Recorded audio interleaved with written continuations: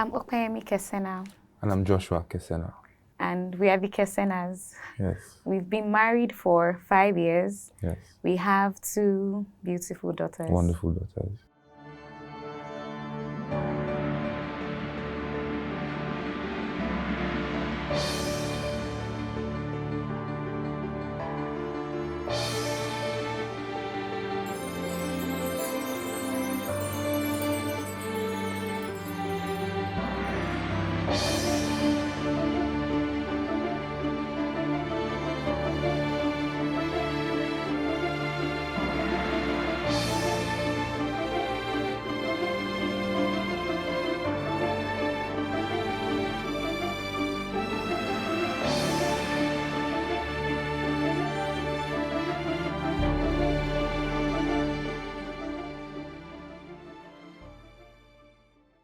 So how's the past 5 years been? Well, I was going to say it has been the best 5 years of my life, but I'm trying to risk not sounding too cliche. But it has actually been the best 5 years of my life. Yeah, I mean, me too. And I mean, we've grown in so many areas, particularly sex also. We've grown in that area. But there was like a defining moment, I think 4 years ago, if I'm not. About 4 years ago, Yeah, yes. and that was like the defining moment between if sex was going to be great or was going to tank. So, Yeah, do you remember what it was? Yeah, I mean, sex for me as a whole, when I got married, from the time we got married until now, it's been a journey, you know, because getting married as a virgin. Yeah, and me not. Yeah, and you not being a virgin. And then, I think maybe because of movies or media, I just had a kind of expectation about sex, you know, that the first time was going to be the fireworks and everything. Yes. No, not that violent, but at least, you know, I was just hinging more towards fireworks. And then the first time, it was just okay, you know, and I was like, I don't understand. Like, I was confused. What did we do wrong? At least it wasn't painful, so I was grateful for that. But the fireworks, where is it? And I'm grateful I was able to receive counsel, you know, from PL. And she said, "Oh, sex gets better with time." With time, yeah. And that's the best counsel I think I've received in the area of sex, and that has really guided our marriage. That helped us put down the pressure, you know, and just say, we are just going to trust. We're going to keep putting in efforts and just trust getting better. Yeah, I mean, for me, it was the first time I'd waited that long. Because prior to that, all my relationships, prior to you, they had sex in it. So I'd learned sex that way, and it's been very, what if she gets pregnant? Or if I contract a disease? Am I the only one she's having sex with? I hope it's great so she can tell her friends. And what if it's rubbish? all those thoughts you get. And then before we met, I was celibate for like a year, and then we met, and then we celebrate together. And then now having sex, like it wasn't, like you said, it wasn't fireworks. But for me, it was so much better from where I was coming from. Because all those intrusive thoughts, all those fears, and it wasn't from a selfish standpoint now, because prior to that, it was just trying to satisfy myself, scratch an itch, quote unquote. But now it was so much in depth, and it was better for me from what I'd experienced before. Yeah, and I had no experience, so I mean, it was just a process learning. So the first year of our marriage, sex started out not so great, but then it got better. Yeah, and there was like a point. Yeah, it got better in the first year. In the first year, yes. Yeah. Now, and we thought we were good. Yeah. Until I had our first daughter. Yes. And so that's the defining point. Yes, so that is the defining point. So this was our first child. This was my first time having a child. I was 25, and navigating that phase, I think you always feel like maybe you are prepared for a child to an extent. Maybe you've read books, you've cared for other people's children. Yeah. I had read books, I had cared for other people's children. I had even taught children at various times. So I think I felt I was ready Yeah. to a large extent. And that's why it came as a shock to me when I discovered that, oh my God, I wasn't really prepared for this. You can never really be prepared for having a child. You just have to experience it and learn the experience and grow. Anyway, so in that phase, I know that, and also the delivery process, I think, put a strain on our marriage in some sort. Yes, it's already created a rift between us because while I was in the delivery room, you were not allowed in. Yeah. So I was alone, and like giving birth to a child is such a big thing, so major. The experience, and that experience was not an easy one. Yeah.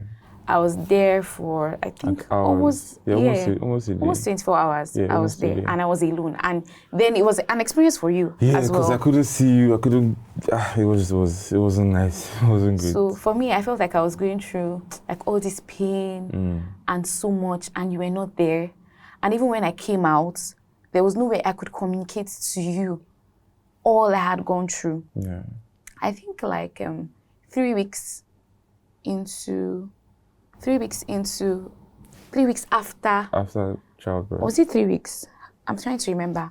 There was a time after we had her, we went on a date.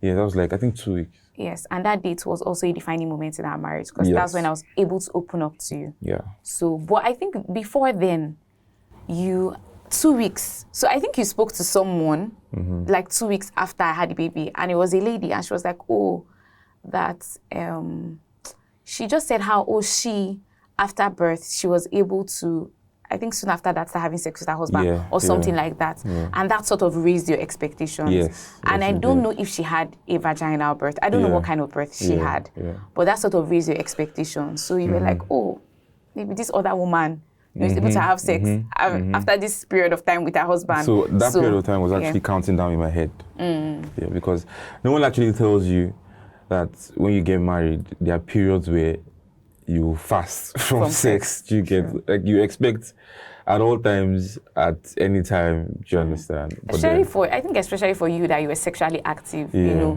I think somewhere at the back of your head, you're just like, oh, I'm waiting. When I get married, then it's going to be not maybe sex every day, but it's going to be just like So ultimate season of premium sex. So I think like a month or a little bit lesser than a month before you give birth, and then sometime. So I just 2 weeks. Yeah, 2 weeks is great. 2 weeks is okay. And then I think so after 2 weeks, you started like asking for sexual things, and mentally I wasn't there yet, and I could not even conceive it or understand it. I mean, men and women are very different anyways, but I was just like, I don't understand. How can you be thinking about sex at this point in time? At that time, I think I was just thinking about how to be alive and how to ensure that our child was fed. And I think it also didn't help that you had your 9 to 5 at that point. Yeah. So you were not home throughout. So you would be gone for seasons and come back. So you were not necessarily aware of all that was happening to me during the day and all the stress I was going through to nurture our baby. I think that time also, you tried to be involved a bit at night, but you were not involved as much because you were also working during the day. So, I just felt very overwhelmed and alone. And I hadn't learned how to, at that time of our marriage, we hadn't learned how to communicate about sex properly. Yeah. And I hadn't learned how to properly communicate my emotions as well. So I think I was just bottling things up. And there was a time I felt a bit of resentment grow towards you. And then when I realized, I'm just like, oh my God, I cannot resent my husband. I tried to pray, but that's not the only thing I should have done. Yeah. I should have tried to have a proper conversation with you about it. So when the time now finally came for us to have sex, and I think the first sex we had, the first time we tried after having our first daughter, it was too painful. Yeah. So we stopped. Yeah. So you were like, I said, it's too painful, so we stopped. But the second time, I felt like, I had turned you down the first time, and I knew you had expectations. I had been looking forward to this. It was very tough for me to listen to, but go ahead. So I felt, I turned you down the first time. So I said, the second time, I don't want to disappoint you again. So I'm just going to endure through it, just like, let me just make it through it, I'll be fine.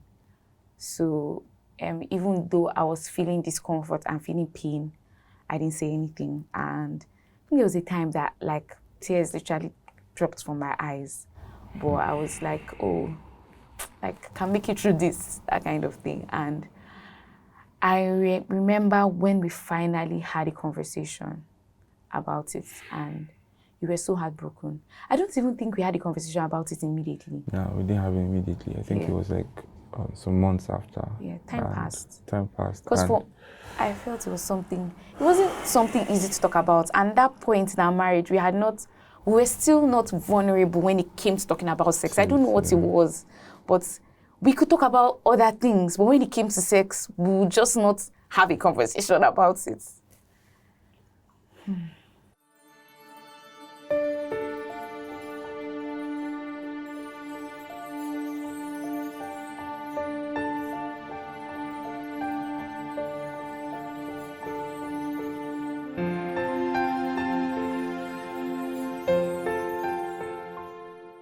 I think the conversation that we had about it was very tough for me. I mean, like, it's not something a husband wants to hear, that he made his wife cry, first and foremost.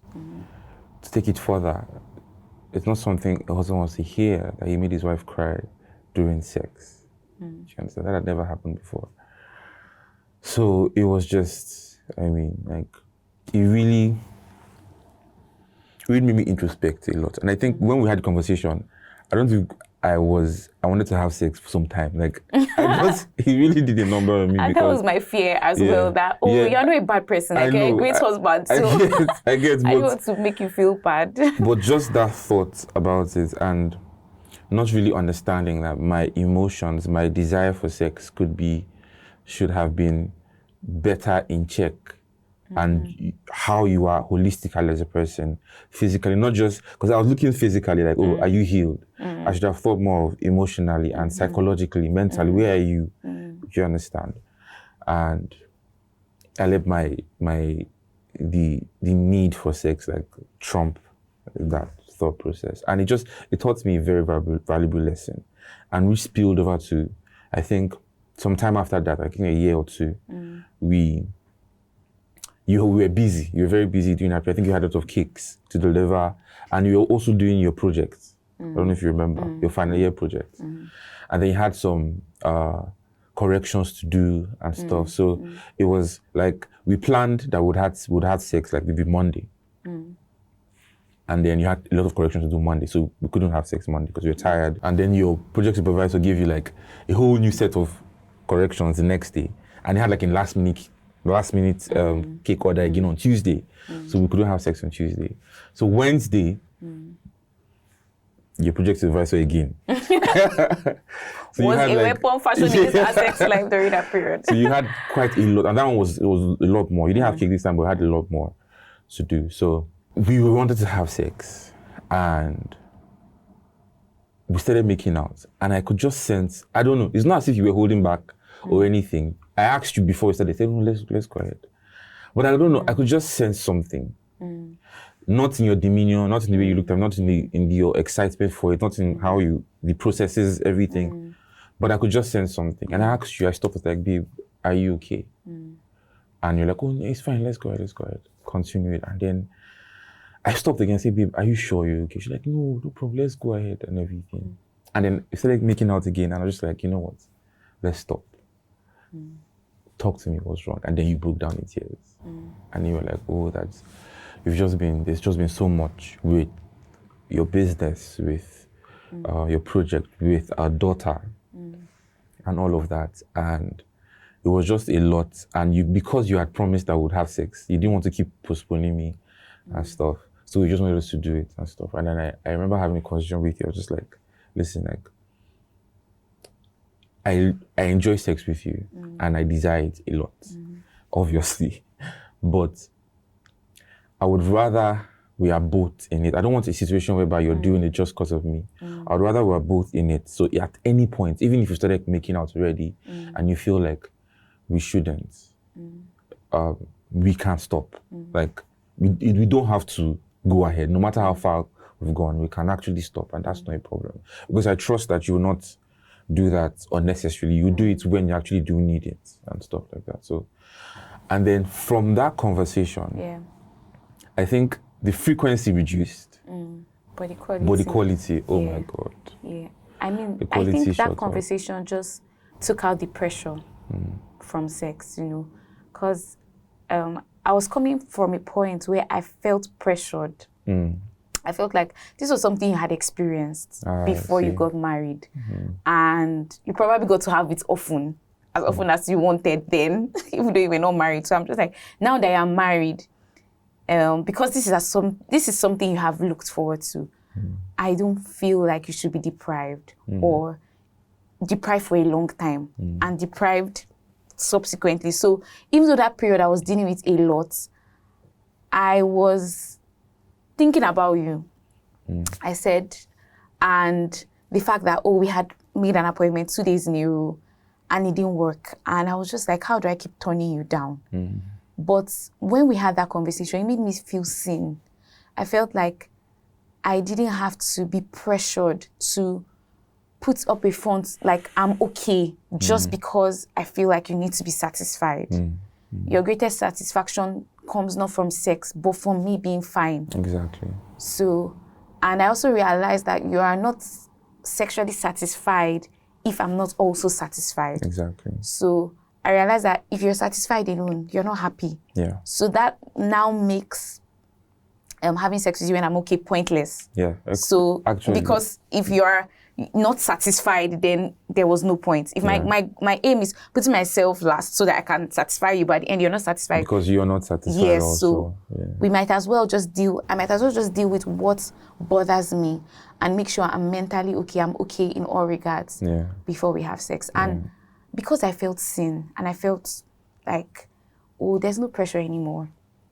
If I can't do it, I can tell you, I can't do it now. And I can say my reason for however long, not too long, obviously, but for however long until I'm okay. And I also didn't take advantage of that and just say, now it's just free. Because I felt seen, I was also going to be more intentional about you. Yeah. And that changed the dynamics. That changed everything. I mean, sex has gotten so much better over the years. It's been amazing. I will not lie. Like, I never envisioned as a single guy who people were telling, don't have sex until you get married, wait until marriage. Like, I never thought that they had a point. I never thought that married sex could be this good and get better, like keep the years over the years. Like, the general notion that I've seen was, after some time you get tired, you get bored and stuff.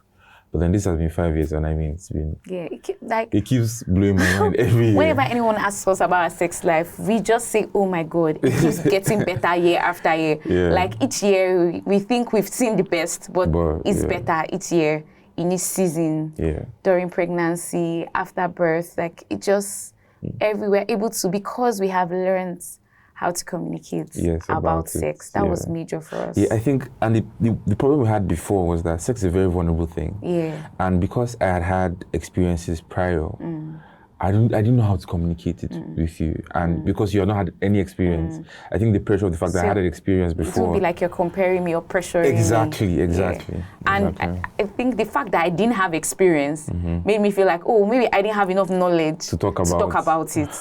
So I would just keep quiet because I don't really know. This thing I'm feeling, is it normal? Is it not normal? I think I'll just keep quiet. And I think one funny thing that happened for us that also made us realize how, we need to talk more about sex, was how, how like we were both doing something that we thought was bringing pleasure to each other. And then we now discovered that both of us did not find pleasure in it. I mean, the only reason why I allowed it was because, maybe you're enjoying it. And then when we talk about it. And I thought that you were enjoying it. I was just like, please. And when we spoke about it, we were just like, please, we're never doing this again. And if we ever try anything, we're going to say, is this nice? As you start, are you comfortable with it? Are you enjoying it? If it's not, please, let's just end it. I think that helped us talk more about, because we realized how important it was. Yes.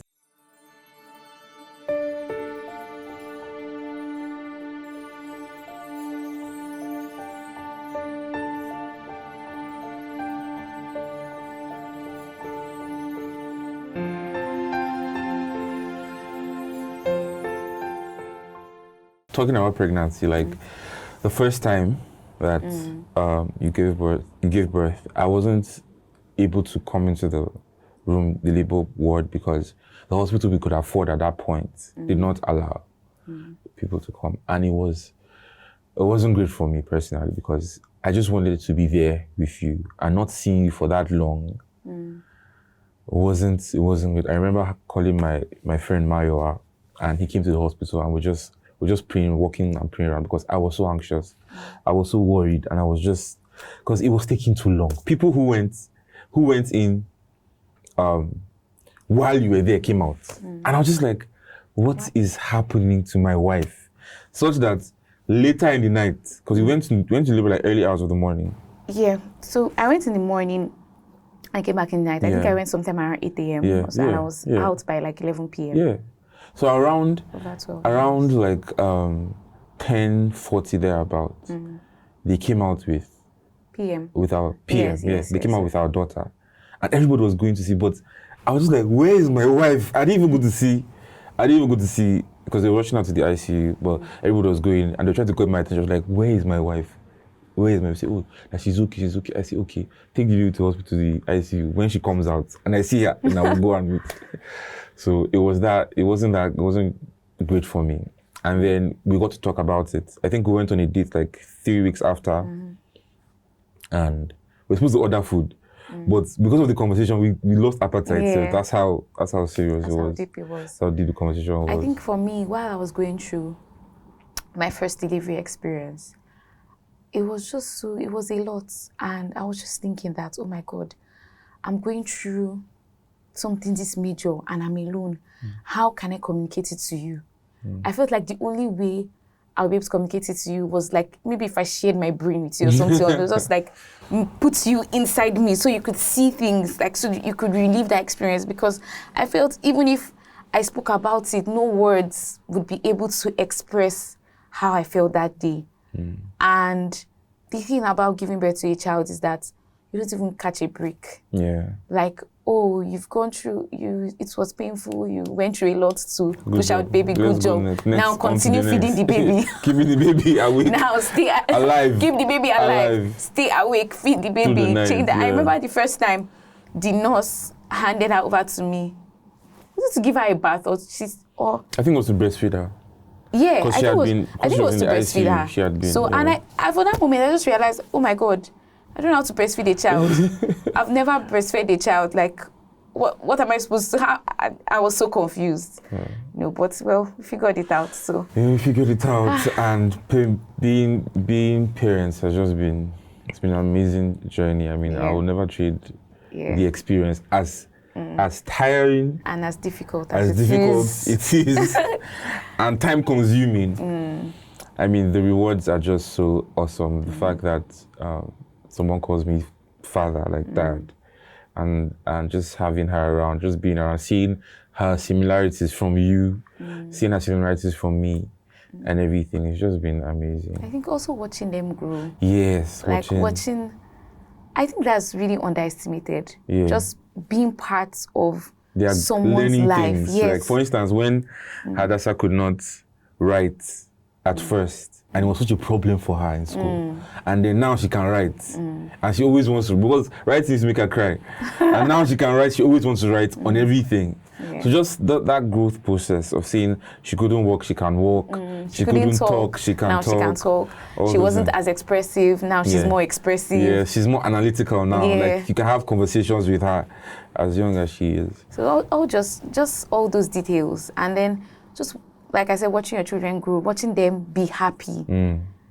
just makes you happy and fulfilled. Yeah. And then the little moments where they actually express their love to you. Yes. Oh my God. It's so warm. Like when they see you, those hugs they give you, those moments Like they kiss whenever you. I come home and Adasa screams, Daddy, and then Eliora is running and excited to, it's wonderful. I mean, and then being able to experience the childbirth for the second time. So the second time we're able to afford a better hospital that I could be in the labor ward. My God. The best experience for me was that you were there. I remember one time during the labor process, you said you wanted to ease yourself. Like, I said no. You are going nowhere because me, I want, as I'm here, I want to ease myself too. I don't want to be here, but I'm here. So let all of us.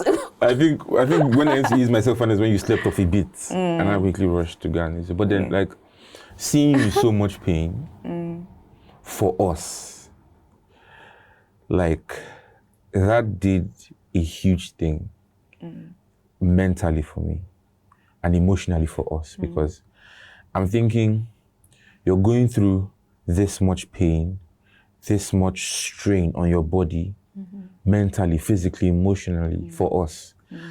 I would never, it kind of motivates me more to quote unquote hustle more for us. Do you understand? Because I mean, you did this for us. There will never be any hustle I can do that will be as strenuous as this. You get?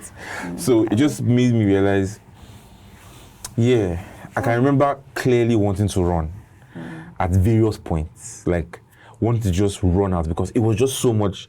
I couldn't do anything for you at that point. I wanted a way to get your pain and just share it, or if I could just take it off you for some time, or just take it off yourself totally, or something. And I couldn't do that. And just seeing you in that much pain and not being able to do anything, really, it was very strenuous for me. It was very strenuous for me. And seeing how at any moment something could have gone wrong, like you could have lost your life, because I could see times where there was just like a balance of life and death. That's how delicate those I mean, there were times I remember saying that, oh, I can't do it anymore. Yes, like you want to give up. Yes. I can't do it anymore. And just you encouraging me at those moments, it really stood out for me. Just being there, holding my hand, saying you can do it. It meant so much to me. It meant so much to me. I think one of the best parts of marriage is just at those defining moments, knowing you are not alone, knowing that this person I've chosen to marry is always in my corner, holding my hand. And because I had been alone the first time, having you there the second time, I felt like, oh, like you finally fully see me in some way. Because the first time I had said, I wished I could like put you in my mind to see things. But this second time, you were actually seeing it and you were holding my hand. So I felt like when it came to childbirth, because you were there the second time, it just finally put us on the same page. Yeah. And that really solidified our marriage. Yeah. I think another thing it did for me was I thought about the fact that any other female who might be trying to maybe give me advances or I see is fine or stuff, I'm just like, you can't go through what my wife went through for me. Like, I'm just like, don't even come close. Deep perspective. Don't even come close because I'm loving it. Because I don't feel like you can go through what my wife went through for me. Do you understand? I don't think, don't worry. Like, I don't even want to even talk to you to begin with. Let's just. And I remember I didn't know how much of emotional strain I was under after you gave, until after you gave birth and you were sleeping. And then my sisters came. And then I went to go and meet them. Immediately I saw them, I just broke down in tears. Yes. I don't think I've cried like that. It's like you were bottling your emotions in the labor room because you were trying to be strong for me. I think so, I guess so. I don't think there was any way. If you had cried, I might have kicked you. It's like, I don't understand. I should be the one weeping. Why are you weeping here? But the fact that you were able to hold yourself together, I cried like a baby. I think my sister just held me. We were just standing in the hallway, in the hallway of the hospital. I was crying because I was just like, God, I can't believe you go through that for me. Like, I don't think anybody has done that for me. Yes. What? It was just. Apart from Jesus. It was that huge for us, and knowing that we went through that together, it made us closer. Yes. Yes, it made us like. That was another defining moment yes, in very our serious marriage. defining moment in our That marriage. we just felt coming out of that labor room together with our second child. Yeah. We just felt more connected than we had ever been. 100. We felt more like a unit, more one, closer in mind. Our bond was stronger. And I just felt like, oh, if we could go through this together, like there's really nothing we can't go through again. And I felt like you finally saw me and you understood me. Yeah. So I'm glad for that phase of our marriage.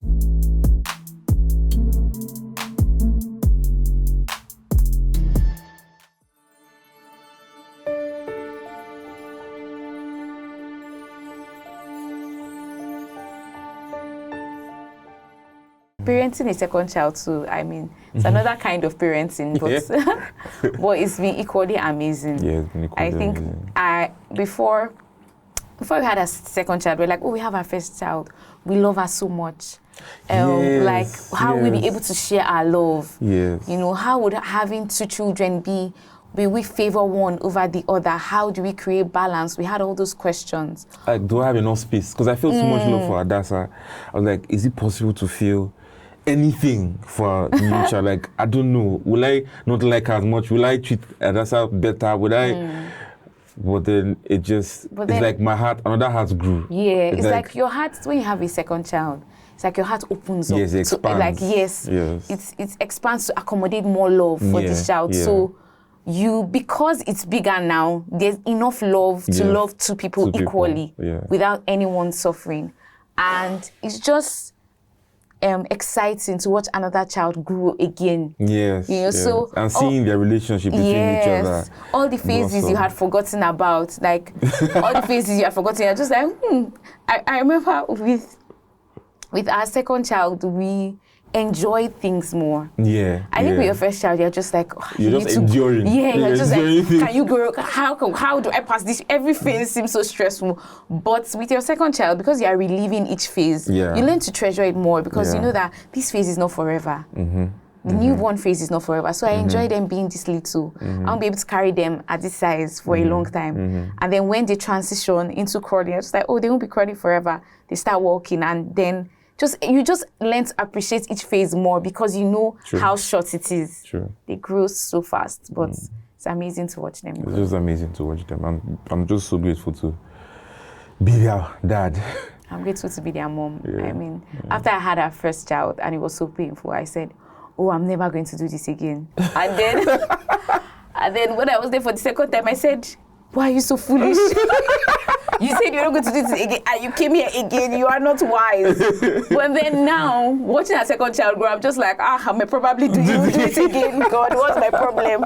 You know, so, I mean, having children and having the opportunity to parent them and love them and have them love you as well is something that I appreciate and treasure so much. And I'm glad we get to have this experience and share this experience and parent them together. I love how we're able to create time for them and just spend time with them. I love that we are intentional because we're intentional about spending time with them. We both have a relationship with them individually. And that's amazing. I'm glad that I get to parent with you and not with anyone else. Parent is someone that shares my ideals. I love that when you're working, you're not that father that just locks the door and says, work hours, no interruption.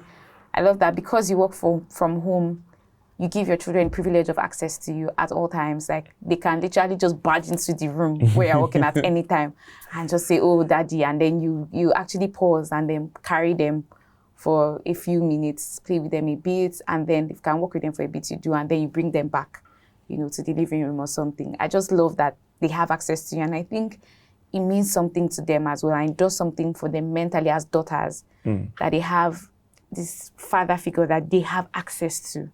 So because that access has been built now, I think that even when they get older, they would always be willing to come to you when they have challenges because that has been built. And That's something I really appreciate. I don't think I've ever spoken about it, but yeah. I mean, like, I think you helped in that regard a lot, because I appreciate the fact that you allowed me do some things. You didn't think I could not, even though I didn't do it as well. For instance, bathing Hadassah as a baby. Like, even though I didn't know how to do it well, you allowed me start, and then you corrected me where I was wrong, or stuff like that. So you did not just say, oh, you know how to do it, let me just handle it. Or you, even when I made mistakes, you corrected me. So that helped me to be involved, more involved. You didn't just, when I'm doing something, just say, oh, don't worry, I'll do it, or something.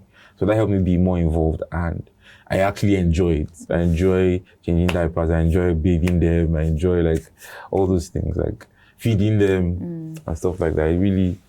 I enjoy how hands-on you are as well, you know, that you can prepare their food whether or not I'm there. You know what foods they like, you know what's their favorite food, you know everything about their lives. So you know how they say, oh, a mother always knows her children more. I don't really necessarily think that applies in that situation. I think you know them as well as I do. You know what they love as much as I do, because you are as intentional as I am. And that's so beautiful to see. Yeah, it is.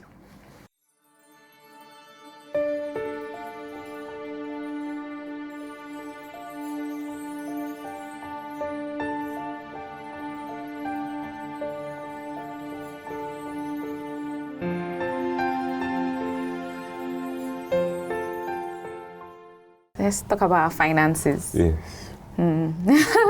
How have finances been in the first 5 years? I mean, there was a slow, steady climb, right? There was a slow, steady growth pattern. And I think one of the best decisions we ever made was not having a reception. In fact, when we were going to get married, we were discouraged from getting married because of our finances. Yes. We were just two young people who had just finished NYSC. And we were in love, decided to get married. And we had people discourage us. You don't have money, you are getting married, you're living in Abuja, how are you going to survive? And all that. I believe you were earning 100K at the time. 100K, yes. And I wasn't working at the time because I was going to move to a new city to be with you. So, and I was still running my master's in the old city, so there was all that. And then shortly after being married, I got pregnant, and I was in school while pregnant, and so it was just, our finances were just, it was tough that first year. But somehow, God always provided. Yes, it was God like always provided. That's like the phrase. Whenever a need came up, our first need was a car. And that was a fear we had when we discovered we were pregnant. We were like, we cannot, Abuja is a big city, and it's not going to be convenient to be pregnant and using public transport. So what are we going to do? And in that moment when we're having those thoughts and we're worried, we got a car gift. I mean, like, when we first found out we were pregnant, I mean, you were distraught about it. I was distraught. I was excited but distraught at the same time, because I was excited. I was like, wait, hold on. I don't have a car. And because normally when I see pregnant women using public transport, I'm just like, oh my God, this is so cumbersome. Like me, I'm not pregnant, and I'm using public transport, and it's so uncomfortable for me. I can imagine how much more than trekking from one place. I was just like, God, I don't want this to happen. I don't want situation. And he just said, don't worry, I will provide. So that made me discard the fear.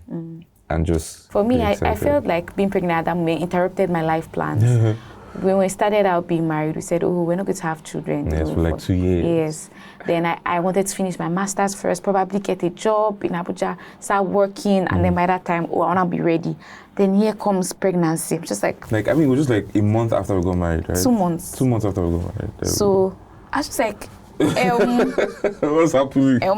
like, how does this fit into my life plan? I go for the year. I think it was February. Yes, we went on the dates to the park, and then on the way back we bought the pregnancy test, and then we went home and then checked, and then after when I saw it, I was just weeping.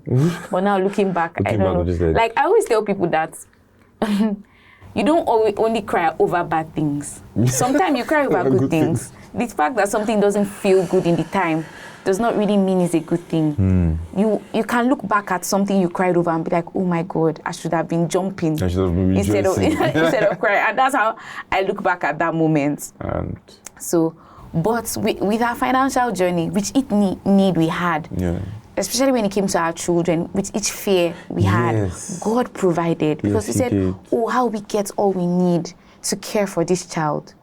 We were able to get it. I mean, one of our issues was delivery. How will we pay for delivery? Yes. And thankfully, TJ's wife, whatever, said, oh, there's this, what they call it? HMO. Financial... What was it? Health... Insurance. Yes, health insurance, yes. Plan that the government was doing that we can take advantage of. Yes. And we did. And we did not have to pay a penny. It was like it was free. Our child was in the ICU for like just a week. Because of that insurance, we didn't pay a dime. I think totally we spent 15,525. And that's really money that I remember. That's the only amount to spend, and that included our feeding, everything we had to buy. Yes. And if we would have spent maybe close to 800k, then this was in 2019. We would have spent up to 800k then if we didn't have that insurance. So that was another way that God provided for us. God kept providing for us in different ways. And we've just seen that all through our marriage. There was another season in our finances where you had to quit your job. Yes, we had to quit my job. And I mean, what started it was the fact that you knew that at the former job I was at, I wasn't fulfilled. But then I did something I'm very grateful to you for. So you noticed that I enjoy design. And because part of what I was doing with everything I was designing, and you notice that whenever I design something, I'm just so excited about it. I will show you and stuff. So you said, oh, you have an interest in design, why not form a career path? And this was during COVID. I think just before COVID hit. You said I should form a career path towards it. And then COVID hit, and my salary was slashed. And then we had friends come over, Pastor Dami and Pastor David, and they came over to stay for some time. And came over with their wives. We came with their wives too, Pastor Jaga and Pastor Boro. And then when they came over, I learned what I could learn from Pastor David. When Pastor Dami came, I learned what I could learn because they are in design, their career paths with design. And they just gave me pointers and they helped me rework my CV, design it such a way. And I started applying for jobs in that way. But before I started that, I was supposed to leave my job. And when I told you how I felt, the Lord was leading me to leave that job and look for another, you encouraged me, right? The Lord told me to leave the job and just for like about a year, focus more on our ministry and what we're doing at that point. Focus on serving the church and all of that. And when I told you about it, with the whole career transitioning and everything, just so I can focus on looking for jobs specifically in that line and other things. I think I expected that you would be like, oh no, don't. So that's when I was telling you, so that you talk me out of it and say, you see, God, I can't do it. My wife says no. But then you encouraged me and you were just like, that really... I mean, I could see how troubled you were. I could see that you were not fulfilled. That really did a lot for me. Like, it just made me feel. It made me not feel like my best quality as a husband was the fact that I could provide. Right?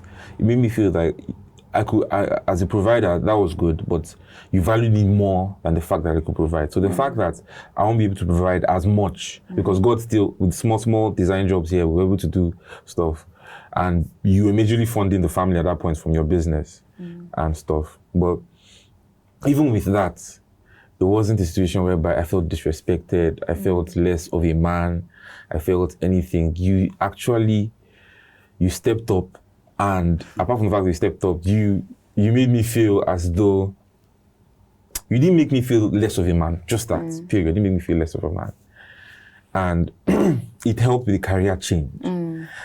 And so when I finally got a job, it was not as if I was starting from the ground in the graphic design business. Like I started from maybe like, let's say, fifth floor or something. From specialist level, because by the time you're going to get employed, you already developed your skills so much. And I remember that 1 year that you were not working, my God, you must have applied to like 300 jobs. I'll tell you. Gone for like maybe 50 interviews, maybe, I don't know, 10-second interviews. Yeah. You had designed so many things for free. Like that period was a challenging point in our marriage, but I think we just trusted that, God has always provided for us. Yeah. At the time where we had our child and where we were pregnant and we didn't know how we were going to navigate that phase, God literally led a family to gift us a car. Yeah. And each need we had, God just always provided.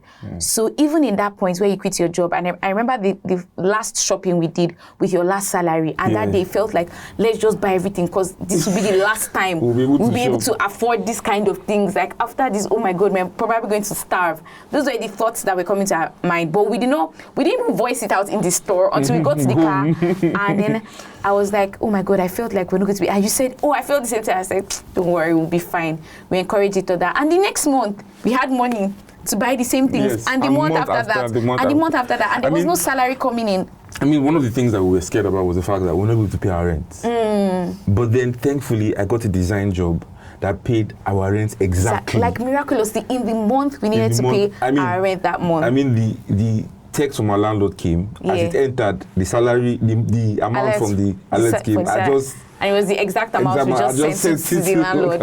And that whole year, because typically the previous years, because you had a job, we would always save towards our rent. But now that year, there was no consistent income to help us save towards our rent. So we could literally see ourselves heading towards a rent that there was no plan for. And we like to plan financially. So we're just like, oh my God. But we knew we're not going to be out on the streets, but what's going to happen? And the way that miracle of our rent came. And I mean, that's the last time we've had to struggle for it. That's tell you how God has brought us up financially, how it's so much better now. Yeah, it's so much better. And it keeps getting better every year. Keeps getting better every year. I think one thing that I've really enjoyed is the fact that it's not my money. Do you understand? It is our money. Do you understand? Where I don't feel like I own it. I feel like we own it. So that's we've been able to plan together as a family together. And I don't feel like it's a situation where where I have total reins on the money and you can't access the money at all and you don't know how much I'm earning. I don't want to tell you your stuff. That transparency has helped us plan well, manage finances well, give well, put structure into it, because I can't just be giving anyhow. But then I think one thing you helped me with my giving was the fact that you made me realize, okay, I should put a budget to it. And for the month, this is how much I'm giving. And that actually helped me give better and give for a longer time. I even give more to church too. So like it just helped me a lot. And then also knowing that I like to relax. I like to buy things. I like to eat nice stuff. I like to go out and stuff. And you, on the other hand, you like saving. So where we actually met in the middle was the fact that I realized I needed to learn how to save more. You realized you needed to learn how to buy things for yourself and enjoy life a little bit more. So that we just created this balance. Balance each other out. Yeah. And I just love how we're, like you said, totally open and honest with our finances. How you know how much I earn. We manage our finances jointly. We put funds together. Times where you may not really have a lot, I'm able to step in, and how you are able to just provide, you know. I love being able to receive provision. I'm not one of women that is working, but I mean, I love my husband to, be able to spoil me. And I have to be able to spoil him too. So I love how we've grown financially. It's amazing, and I can see us still growing. Yes. And it's so beautiful. Like I look back 5 years at what we had then, what we have now. What we could afford then, what we can afford now. And how then we couldn't even see ourselves in this place we are now. We knew it to get better, but we didn't know how much better, how good it would be. I mean, I remember one morning I woke up and I told you over the night, I was looking at our old pictures and I was just seeing how far God has brought us, like the change, like the growth path and everything. I'm just really grateful. And ultimately, I'm grateful for you. I'm grateful that I chose to marry you. Like I said, the last 5 years of my life have been the best 5 years of my life, majorly because of you, majorly because of that decision to be with you. if I had made a wrong decision and chosen someone else, I don't know how the last 5 years of my life would have been. Probably would be a different person now with a totally different life. Not one full of joy and, I won't be where I am today if I didn't marry you. So I see how defining that decision was, and I'm so glad I made the right one. I'm so glad I chose you. If I had to choose you, if I had to choose again, I would choose you over and over and over again. I would never want to be married to anyone else but you. If I had to come back to this world again and marry, I would still marry you. Yeah, same here. For me too, like, if I had to choose again, I would choose you in a heartbeat. Like, because I remember when we first met, and I was looking at it like, this girl, like, if I lose God, they go marry him. So, like, I'll marry in a heartbeat. And I saw your value before we got married. And I keep seeing your value the more we unpack getting to know each other.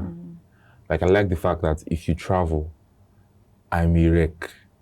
Not a wreck in a bad way. Like, there's some things that I can do, but it's just not great. My life is not really, like, I don't sleep well, all those things, because I just kill myself with work until you come back.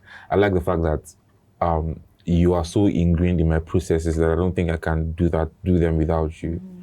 And I enjoy doing life with you. Like, that's one thing that I'm so glad about. I'm excited to wake up each day and do life with you. I love you so much. I love you so much. Yeah.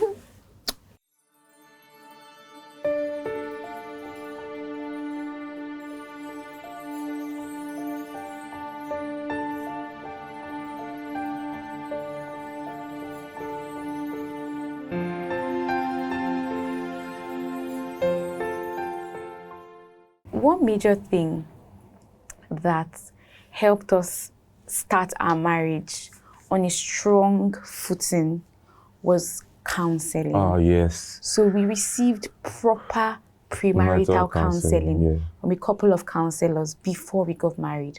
And that just, because of that, we didn't struggle with a lot of things other couples struggle with. I mean, we did still struggle as every... Yes, every marriage does have challenges. Every marriage has its challenges, but we had the tools. Every marriage is different, but the tools are the same. So from premarital counseling, we got the foundational tools. So no matter the conflict we got, no matter the harsh points we faced together, they didn't pull us apart. Rather, because we had the tools, they pushed us together.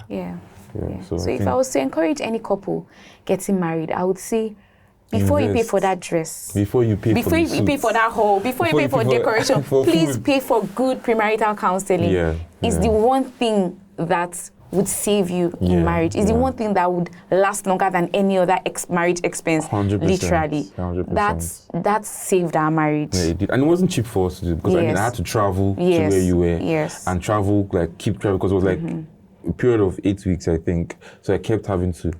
And so save towards it. Yes, plan towards it. It's very important. It's very important. It's very important. Very important. And I think something that we learned, one thing that we learned from that premarital counseling that's really built a structure for us on our marriage is communication. Yes. And not just talking, like listening to understand and expressing to be understood. That way, no matter the conflict, we're able to express ourselves with the goal of understanding. And then the other person is able to listen with the goal of understanding. So whenever I think I now realized the other pathway for conflict. Because for me, prior to counseling, I thought conflict begets fight. Like, fight is normal in a relationship, so you must fight. If you have a conflict, it must lead to a fight. It must lead to a fight. But then, premarital counseling made me realize, okay, conflict gives two opportunities. There's one that a lot of people take, which is fight. The other one is to understand each other better, because the reason conflict is a good thing. And the reason conflict is happening is because we see things differently. And that's okay. We grow up differently, different homes, different upbringing. So definitely we see things differently. So an issue happens, and because we see differently on that issue, conflict arises.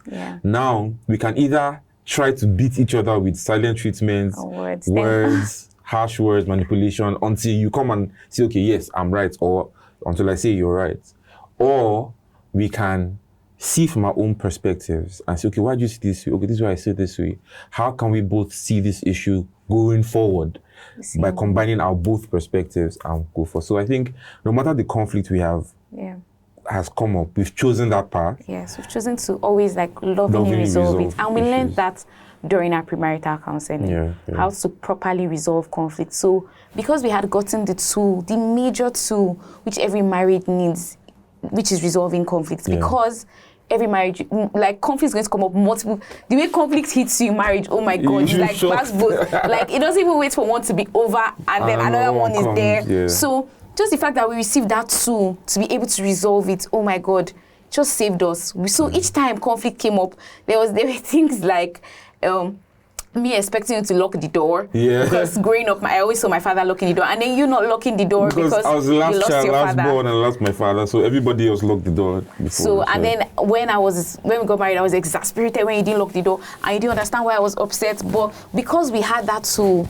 we were able to properly communicate and navigate that. And every other challenge, every other conflict, every other we are from different families, different tribes, different upbringing. So we certainly had a lot of conflict, but we were able to navigate that through proper communication. And that's the strongest tool in our marriage, the communication we have, the fact that we can talk about anything and everything. The fact that at any point I can ask you, what are you thinking? Yes. And you just tell me, like sometimes I don't even want to know. I don't need to know what you're thinking. But just the fact that I can just throw it, what are you thinking? And you tell me exactly what's in your head, however it is. And we can talk about it, and you can ask me the same thing.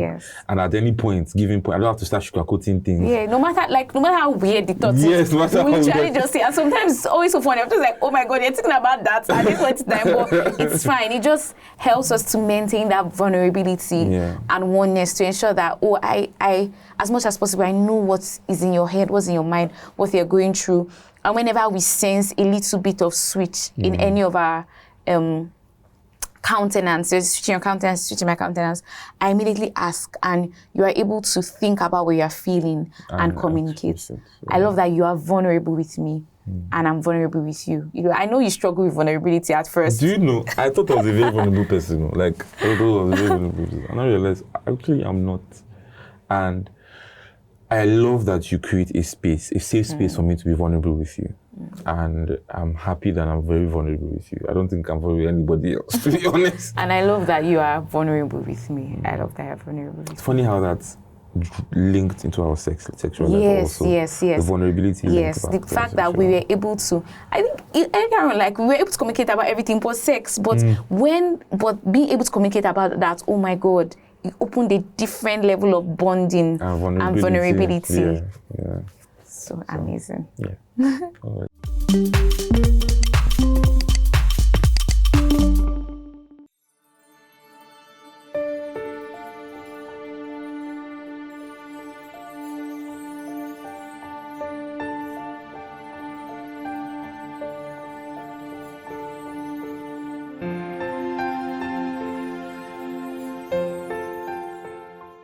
One thing I would like to say to couples out there is take the time to learn how to communicate. It's one of the most important things you can do for your relationship. It's one of the most important things you can do for your children, your future children, because children need the safety of a home where they know mommy and daddy love each other even more than they love them. So once you're able to communicate and resolve conflicts well enough, you are able to create that environment that is one of peace, one of love, one that people will grow. And it all boils down to how you communicate. And not just, we talk all the time. It's expressing yourself for the sole purpose of understanding your partner, understanding you, and also listening for the sole purpose of understanding. Not listening to, okay, I have these points, I can defend myself, or I can say you're wrong. No, you're listening, removing yourself from the situation just to understand what the partner is thinking. So I think that would be for me. For me, I'd like to say to couples out there that invest in your spouse. If you're a husband, invest in your wife, in nurturing her, in making her grow, in spending time with her, with your children. Is such an important investment. If you are going to yield return on any investment, you have to keep putting in, so that you can yield a bigger return. So for wives to invest in your husband. Study him, understand him, be there. Let him feel your love. I think that most times what makes marriage really difficult is that one person is investing more than the other, and that person now realizes that, this other person is not putting as much energy as I am, so I'm just going to withdraw and stop. But when both of you are as intentional towards each other, and you are investing with the same level of energy, putting the same level of work and effort, it makes marriage so beautiful. It makes marriage so beautiful. And that's one thing that has really worked for us. And I want to encourage every couple watching this, just put in the work. If you put in the work in your marriage, you're going to see the results. Just like when you put in work in every other area of your life, your career, your skill, you see results. Put that work in your marriage from today, and the results are going to be mind-blowing. When you look back over time, 1 year from now, from the time you both of you consciously began to put in effort, when you look back, you're like, this was a defining moment. And it will keep getting better from there.